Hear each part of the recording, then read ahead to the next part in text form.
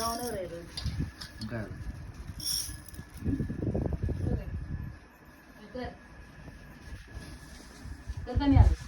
अजून आमची तयारी चालू आहे. रात्रीचे वाजले 1:45 आणि उद्या सकाळपर्यंत आम्हाला पूर्ण कंप्लीट करायचं आहे.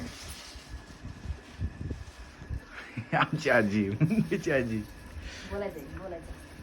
काय मुंबईची बोलू आजी सांग. काय बोल सांग. हात दुखतोय माझा बाबा. मम्मी आहे का? चाललंय अजून आमचं काम. पप्पा तिकडे